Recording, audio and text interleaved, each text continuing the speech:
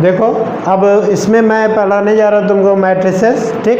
तो मैट्रिसेस का मतलब ये है कि अरेंजमेंट, आप किसी भी जैसे लीनियर इक्वेशन आपने पढ़ी थी, तो लीनियर इक्वेशन में अरेंजमेंट की बात होती है, यानी कोफिशिएंट का अरेंजमेंट जो होता है वही को हम अरेंजमेंट को ही क्या कहते हैं, मैट्रिक्स कहते हैं। जैसे हमने अभी तक पढ़ा बचपन में a1x, ठीक है, b1y, ठीक है, b1y और b2 a1 a2 करके ले लें, a1 a2 a3, ठीक है, z, ठीक, कुछ भी ले लो, जीरो ले लो, तो ये एक लीनियर इक्वेशन हो गई। इसी तरह तो आप ले लो b1x plus b2y plus b3z equal to 0 ले लो। क्लियर है, समझ में आ रहा है? तो अच्छा, इन्हीं के कोफिशिएंट, यानी जैसे x का कोफिशिएंट हम कहें तो a है, क्लियर, और y का कोफिशिएंट आपका b है, सॉरी a2 है, और z का कोफिशिएंट a3 है। क्लियर है, बात समझ में आ रही है? अच्छा बात है। अच्छा अब देखो, इसी का अरेंजमेंट हम एक बड़े ब्रैकेट के अंदर इन्हीं कोफिशिएंट का अरेंजमेंट कर दें without x, a1 a2 a3 और b1 b2 और b3।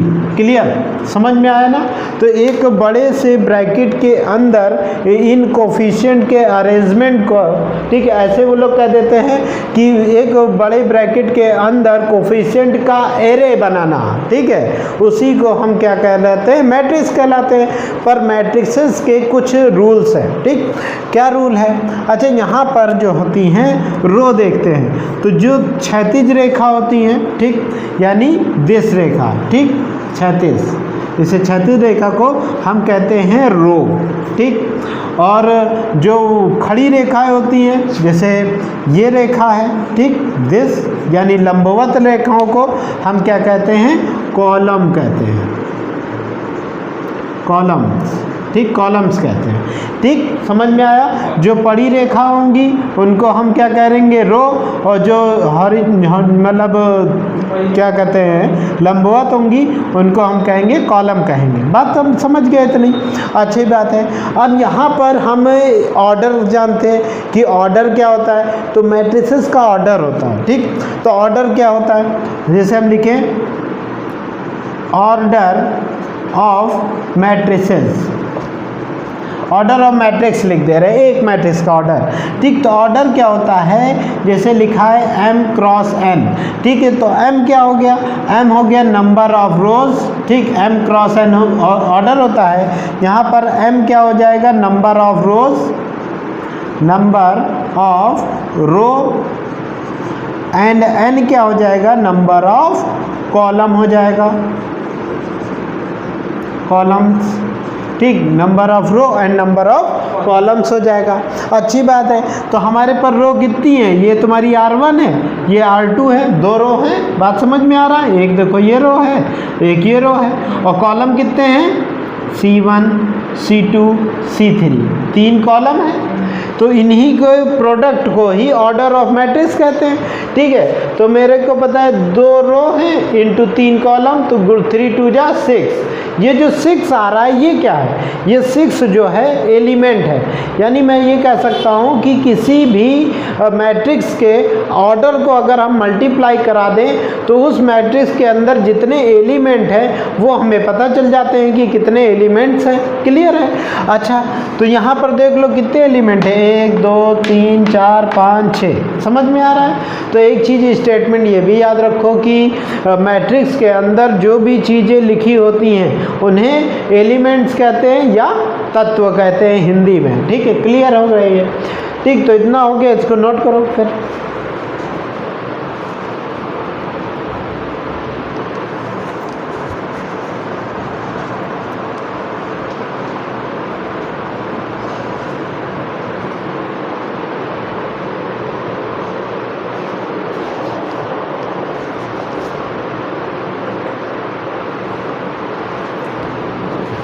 पॉज कर दो वीडियो, ठीक। तो अब हम जानते हैं टाइप्स ऑफ मैट्रिक्स क्या होता है, ठीक। अच्छी बात है। टाइप्स ऑफ मैट्रिसेस, ठीक, टाइप ऑफ मैट्रिसेस, यानी हिंदी में मैट्रिक्स को अवयव कहते हैं, ठीक है, यानी अवयव के प्रकार। तो कितने प्रकार की होती हैं? बहुत प्रकार की होती हैं। पहला आ रहा है आपका रो मैट्रिक्स, ठीक, पहला आ रहा है आपका रो मैट्रिक्स। रो मैट्रिक्स, तो देखो रो मैट्रिक्स कौन सी मैट्रिक्स कहते हैं, ठीक है, in which matrix only call one row is given, it is called the row matrix। कह रहे ऐसा अवयव जिसमें केवल एक ही रो दी हुई हो, ठीक है, तो ऐसी जो अवयव होता है वो अवयव पंक्ति अवयव कहते हैं, इसे हिंदी में पंक्ति अवयव कहते हैं और हिंदी में रो मैट्रिक्स कहते हैं। क्लियर हो गई?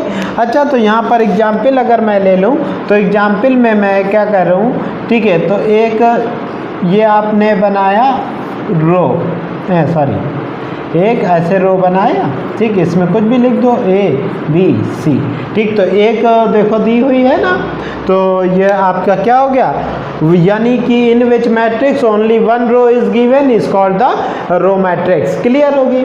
अच्छा, अब इसी प्रकार अगर आपका आ जाए कि कॉलम मैट्रिक्स, ठीक, कॉलम्स मैट्रिक्स, दूसरा आपका आएगा कॉलम मैट्रिक्स, तो in which matrix only one column is given it is called the column matrix. ऐसी मैट्रिक्स जिसमें केवल एक स्तंभ दिया हो, हिंदी में कॉलम को स्तंभ कहते हैं, केवल एक स्तंभ दिया हो, ऐसी मैट्रिक्स को क्या कहते हैं? स्तंभ अवयव या कॉलम मैट्रिक्स कहते हैं। एग्जाम्पल ले लो, ठीक है, तो बहुत प्यारा सा एग्जाम्पल, एक ऐसे मैंने कॉलम बना लिया, ठीक, और इसी में लिख दिया A B और C।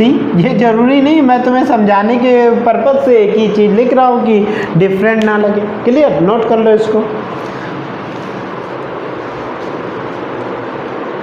एक चीज़ और बताता हूँ, अगर मान लो तुमसे ये कह दे कि बताओ कि एक रो मैट्रिक्स का ऑर्डर क्या होता है, ठीक है, तो इसमें घबराने की बात तो नहीं ना है। बताओ कि इनकी पंक्ति में कोई छेड़छाड़ तो की नहीं गई, ठीक है, मतलब क्या है, इनकी जो पंक्ति कितनी होगी, एक, और इनका जो कॉलम होगा, कॉलम में कोई चीज़ छेड़छाड़ नहीं की है, तो वो क्या होगा? n।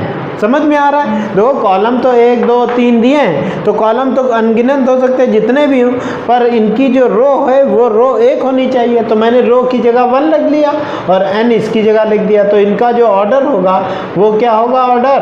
ऑर्डर होगा आपका 1 क्रॉस n। और इसका क्या ऑर्डर होगा? इसमें यू नो दैट कि कॉलम 1 है, तो इसका ऑर्डर हो जाएगा तुम्हारा m क्रॉस 1 ऑर्डर हो जाएगा। बात समझ में आ रहा है? जैसे आपसे ये पूछ ले कि बताओ कि कॉलम मैट्रिक्स का ऑर्डर क्या होता है, तो तुम ये बता दोगे कि भाई m क्रॉस n 1 और इसका 1 क्रॉस n। क्लियर? ठीक है, नोट कर लो फास्ट। ठीक है, तो अब बताने जा रहा हूँ नल मैट्रिक्स क्या होती है। ठीक है, तो नल मैट्रिक्स वो मैट्रिक्स होती है जिसमें जितने भी एलिमेंट उस मैट्रिक्स में दिए हों वो सारे एलिमेंट जीरो हो।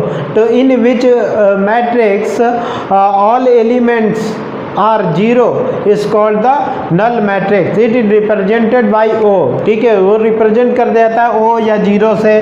क्लिक। अच्छा देखो, इसमें कह रहा है नल मैट्रिक्स। ठीक, नल मैट्रिक्स। ठीक, तो null matrix ORR, zero matrix भी इसको बोलते हैं, जीरो मैट्रिक्स। ठीक, अच्छी बात है। तो देखो इसमें कह रहा है कि ऐसी मैट्रिक्स जिसमें सारे एलिमेंट कैसे होने चाहिए? जीरो होने चाहिए। ऐसी मैट्रिक्स क्या कहलाती है? नल मैट्रिक्स कहलाती है। क्लियर है? तो हमने मान लो कि ए मैट्रिक्स कोई है, ठीक, तो उसमें मैंने जितने भी एलिमेंट लिए हैं वो सारे क्या हैं? जीरो हैं। ठीक, सारे एलिमेंट कैसे हैं? जीरो हैं। तो ऐसी मैट्रिक्स को नल मैट्रिक्स कहते हैं, यानी जीरो मैट्रिक्स कहते हैं। इसका मान भी जीरो ही आएगा। क्लियर? ये नोट कर लो, जीरो मैट्रिक्स।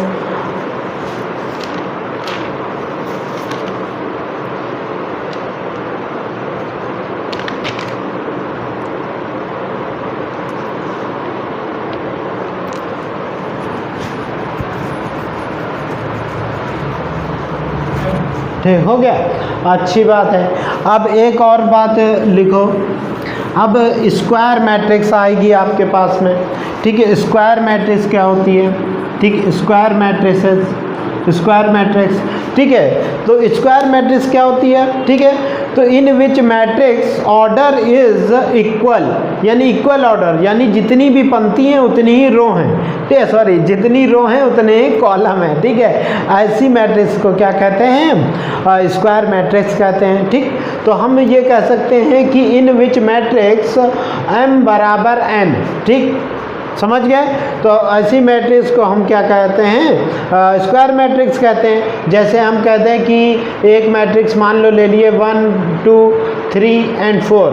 अच्छा तो देखो इसकी पंक्ति कितनी है, 2 पंक्ति हैं, समझ में आया, और कैसे 2 कॉलम है तो 2, समझ गए, 2 क्रॉस 2, बात समझ में। तो in which matrix number of row and number of column are equal, that type of matrix is called, ठीक, स्क्वायर मैट्रिक्स, ठीक। तो ये आपकी हो गई स्क्वायर मैट्रिक्स।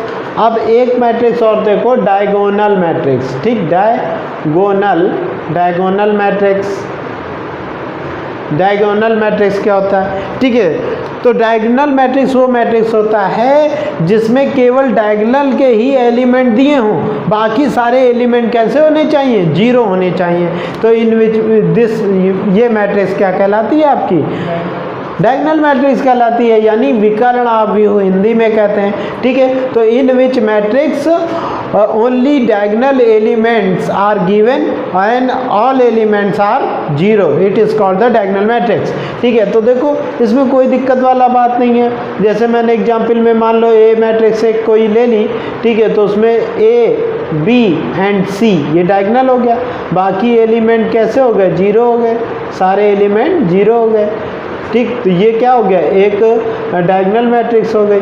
इसको अगर शो कराना है तो देखो ये इसका देखो डायगोनल बन गया, ठीक, तो ये 0 हो गया, बात समझ में आ रहा, अच्छी बात है, ये डायगोनल मैट्रिक्स हो गई। अब इसके बाद में क्या आ रहा है आपका, डायगोनल मैट्रिक्स, और अब आ रहा है स्केलर मैट्रिक्स, ठीक, स्केलर मैट्रिक्स। देखो स्केलर मैट्रिक्स बहुत ही अच्छी मैट्रिक्स है, ठीक है। तो स्केलर मैट्रिक्स यानी अदिश आव्यूह, स्केलर मैट्रिक्स, स्केलर मैट्रिक्स। तो in which matrix only diagonal elements, ठीक, आर गिवन, चाहे कुछ भी हो जाए, जैसे 1 2 3 4 कुछ भी हो जाए, ठीक, एक स्केलर क्वांटिटी होनी चाहिए, ठीक। तो वो मैट्रिक्स क्या कहलाती है, आपकी डायगोनल एलिमेंट्स कहती है। जैसे तुम्हारा देखो दिया है, तो दिया है 2 2 2, ठीक, 0 0 0 0 और सारे एलिमेंट 0 हो गए, तो ये आपकी क्या हो गई, वो स्केलर मैट्रिक्स हो गई, ठीक। हाँ, चाहे यहाँ पर के ले ले, वहाँ जब तुम एग्जाम्पल देखोगे तो यहाँ के होगा, समझ गए। तो स्केलर मैट्रिक्स का सिंबलाइज यही करा रहा है कि मतलब जो है कोई अनदर नंबर भी उसके अंदर होना चाहिए, आ रहा है। अच्छा अब एक आएगी आपकी यूनिट मैट्रिक्स, ये बहुत ही इंपॉर्टेंट है, यूनिट मैट्रिक्स, ठीक। अब यूनिट मैट्रिक्स हम समझते हैं, यूनिट मैट्रिक्स क्या होती है। तो यूनिट मैट्रिक्स यूनिट मैट्रिक्स को आइडेंटिकल मैट्रिक्स भी कहते हैं, हाँ, आइडेंटिकल मैट्रिक्स भी कहते हैं, ठीक। यूनिट मैट्रिक्स को आइडेंटिकल मैट्रिक्स कहते हैं। तो हम यहाँ पर यूनिट मैट्रिक्स कहते किसे हैं, तो हम कहेंगे in which matrix only diagonal element is 1, यानी 1 ही सभी डायगोनल एलिमेंट्स में है, और अनदर एलिमेंट 0 हैं, ठीक है, और बाकी जितने भी एलिमेंट हैं वो 0 हैं। इस मैट्रिक्स को I से रिप्रेजेंट करते हैं, क्योंकि I फॉर आइडेंटिकल, और इसी के I से इसको रिप्रेजेंट करते हैं, I से, ठीक, अच्छी बात है। तो 1 1 1, ठीक, बाकी एलिमेंट के जो होंगे वो आपके 0 होंगे, ठीक। तो ये क्या होगा, देखो ये डायगोनल में 1 है, तो ये हो गई यूनिट मैट्रिक्स, और यूनिट मैट्रिक्स की जो वैल्यू होती है वो होती है 1, ठीक, याद रखना ना, यूनिट मैट्रिक्स की जो वैल्यू होती है वो 1 होती है, और वो मैट्रिक्स जिसके विकर्ण में 1 1 आए, बाकी एलिमेंट 0 हो, ऐसी मैट्रिक्स को हम यूनिट मैट्रिक्स कहते हैं, ठीक है। है, इकाई आव्यूह हिंदी में कहते हैं। क्लियर हो गई, अच्छी बात है। अपर ट्रायंगुलर मैट्रिक्स सब इसके लिख लिया ना, अच्छी बात। ठीक, तो अब हम बात करेंगे अपर ट्रायंगुलर मैट्रिक्स। ठीक, अपर ट्रायंगुलर मैट्रिक्स, ठीक, अपर ट्रायंगुलर मैट्रिक्स, बहुत ही अच्छी बात है। मैट्रिक्स, अपर ट्रायंगुलर मैट्रिक्स, ठीक, तो इन विच मैट्रिक्स और upper side of the matrix is making a triangle. ठीक है, यानी upper in a matrix upper element of the matrix is make a triangle and lower all element is zero. ठीक, समझ में आया? तो देखो जैसे ये तुम्हारा मैट्रिक्स है, हम हिंदी में भी बता दें कि ऊपर साइड में, ठीक, जैसे ही तुम्हारा दिया 1 2 3 और ये 4 और ये 5, ठीक, ये 6, ठीक, तो देखो एक ट्रायंगल नहीं ड्रॉ हो गया, देखो एक ट्रायंगल ड्रॉ हो गया और बाकी एलिमेंट क्या हो जाएंगे, जीरो हो जाएंगे। देखो एक ट्रायंगल ड्रॉ कर दे रहे हैं अलग लाइन से, ठीक, ये एक ट्रायंगल ड्रॉ हो गया, बाकी जितने भी एलिमेंट हैं वो सभी जीरो। समझ में आया? तो यही कह रहा है कि एक ऐसी मैट्रिक्स जिसके एलिमेंट ऊपर की साइड में एक ट्रायंगल बना दे, बाकी एलिमेंट जीरो हो, तो वैसी मैट्रिक्स को क्या कहते हैं, अपर ट्रायंगुलर मैट्रिक्स। अच्छी बात है। इसी प्रकार एक जो दूसरी मैट्रिक्स आ जाती है उसका नाम रख देते हैं लोअर ट्रायंगुलर मैट्रिक्स। तो in which matrix bottom of the matrix is make a triangle, ठीक, और अपर साइड इज जीरो, ठीक, वैसी मैट्रिक्स को हम क्या कहते हैं, लोअर। ठीक, तो लोअर ये लिख लिया, ठीक, लोअर ट्रायंगुलर मैट्रिक्स। तो देखो बहुत ही सरल बात है।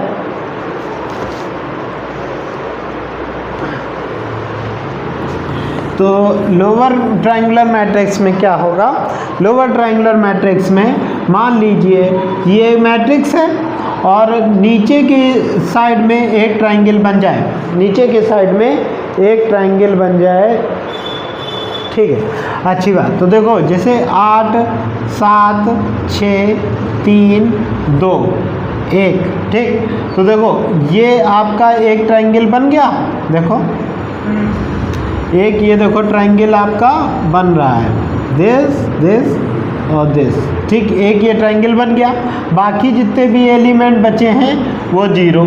ठीक, तो इन विच मैट्रिक्स, ठीक है, bottom of the matrix is make a triangle and another side is zero, ठीक, it is called the lower triangular matrix. Clear है? मिटा रहा हूँ।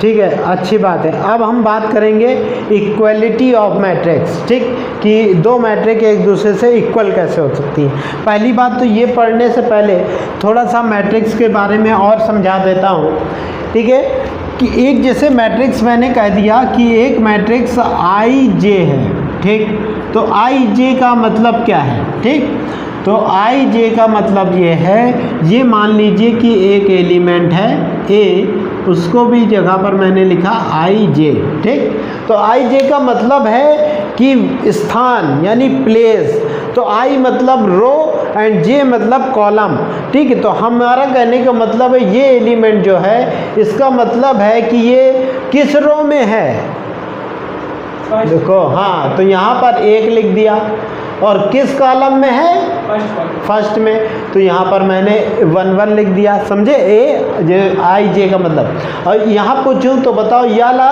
कहाँ पर है, ये किस रो में है, किस रो में? Second row. अरे प्रभु, ये R1 है, ये एक ही रो है, ठीक है। तो यहाँ रो में तो फर्स्ट है, पर कॉलम में किस में है? सेकंड में।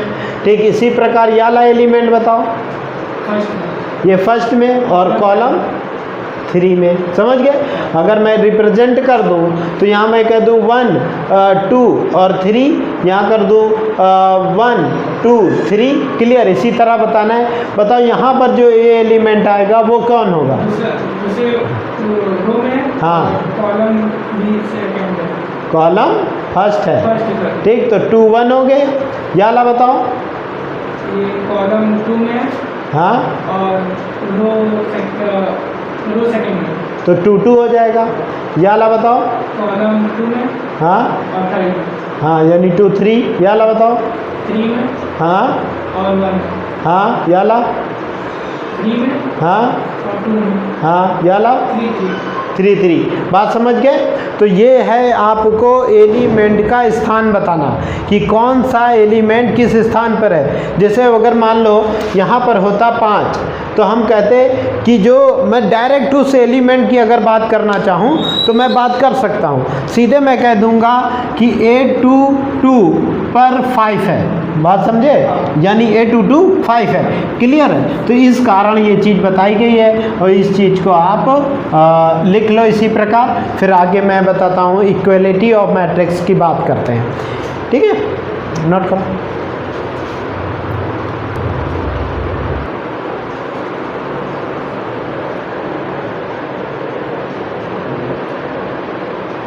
ये पॉज हो गया था वीडियो, बता ही नहीं पाया। ठीक, देखो इसमें क्या कह रहा है कि दो मैट्रिक्स ए और बी आपस में जब बराबर होंगे तो व्हेन ए मैट्रिक्स बराबर B matrix then all a corresponding element of the matrix both matrix are equal. तो इस केस में ए मैट्रिक्स का जो एलिमेंट ए है वो 1 के बराबर, बी 2 के बराबर। इसी प्रकार मैं कह सकता हूँ ए 1 1 बराबर बी 1 1। अगर ये बी के एलिमेंट सारे बी होते और इसके ए होते तो ये केस लग जाता। क्लियर हो रहा है? समझ में आ रहा है? ठीक, नोट करो इसको। अब देखते हैं कि एक क्वेश्चन, ठीक है, तो एक क्वेश्चन ये कह रहा है तुमसे कि एक मैट्रिक्स है, क्लियर है, 1 - 5 और y, 3x और 6, 4 7 और -2। क्लियर? और बी मैट्रिक्स, हाँ इधर देखो, बी यहीं पर बनाता हूँ बी मैट्रिक्स, देखो ठीक। तो बी मैट्रिक्स आपका जो है ये आ रहा है। क्लियर? ठीक, 1 - 5 0 3 8 6। क्लियर? 4 7 -z, ये चीज़ है। हमको ये कह रहा है कि matrix A and matrix B are equal. ठीक, कह रहा है कि मैट्रिक्स ए और मैट्रिक्स बी इक्वल हैं, तो हमको बताओ y, x और z का मान बताओ। ठीक है, हमसे ये कह रहा है कि matrix A equal to matrix B है, तो हमें x, y, z का वैल्यू फाइंड करो। ठीक, वैल्यू फाइंड करो, ये हमसे कह रहा है। तो इतना घबराने वाला बात नहीं है। मैंने कह दिया था पहली बात तो आपको स्टेटमेंट सारे याद रखने हैं। मैंने कहा कि when two matrix are equal then its corresponding elements are also equal. ठीक है, तो स्टेटमेंट याद रखोगे अपने आप ही सब कुछ हो जाएगा। तो यहाँ पर हमें दिख रहा है कि x यहाँ पर है, तो ये x बराबर कितना हो जाएगा 8। क्लियर है? और यहाँ पर कितना है -2 है, तो यहाँ पर क्या है z, तो z इक्वल टू, अब भाई z बराबर -2, तो माइनस माइनस काट दो तो z बराबर कितना आ जाएगा 2 आ जाएगा। बात समझ में आ रही है ना? आप बराबर देखो यहाँ पर y बराबर कितना हो जाएगा 0। ठीक, तो y इक्वल टू 0। ठीक, समझ में आ गया? तो ये बहुत ही ईजी था, पर लिखना अलग तरह से होता है। ठीक, तो लिखेंगे कैसे? लिखेंगे हम ऐसे कि a11 बराबर 1, सॉरी मेरे को ये देखना है ना, ये वाला एलिमेंट निकालना है। तो a किस में, टू मैट्रिक्स में A2, समझ में आ रहा है? देखो A22 बराबर B, A22 बराबर कितना है x और B22 बराबर कितना है 8। तो हमें कहेंगे matrix are equal, matrix A and matrix B are equal, statement है, ठीक, इक्वल है, अच्छी बात है। तो यहाँ पर मैं कह सकता हूँ A22 बराबर B22, ठीक। तो इस प्रकार x बराबर 8, क्लियर, समझ में आए। अब अगर बहुविकल्पी में आए यानी MCQ में आए तो यही पैटर्न से लगा देना, इतना कोई वहाँ आफत के बात तो नहीं ना कि यही दिखाओगे। अगर मान लीजिए 2 नंबर 3 नंबर 2 में आ जाए तो इस प्रकार से कर लेना, बाकी आप कर लोगे इसी प्रकार से, नोट करो फास्ट, ठीक। यहाँ पर स्टेटमेंट, यहाँ पर ये वीडियो समाप्त होता है और अगली वीडियो के लिए कल संपर्क करें। और कल मैं आप लोगों को एडिशन ऑफ मैट्रिक्स बताएंगे कि 2 मैट्रिक्स कैसे ऐड करते हैं, फिर इसके बाद में मल्टीप्लिकेशन ऑफ मैट्रिक्स बताएंगे। कंटिन्यू वीडियो से बने रहिए। PMC स्टडी में अपना समय देने के लिए धन्यवाद। वीडियो अगर अच्छी लगी हो तो अपने फ्रेंड्स लोगों के साथ में इसको शेयर करिए, चैनल को सब्सक्राइब करिए। ना कि नमस्ते, टाटा, बाय बाय।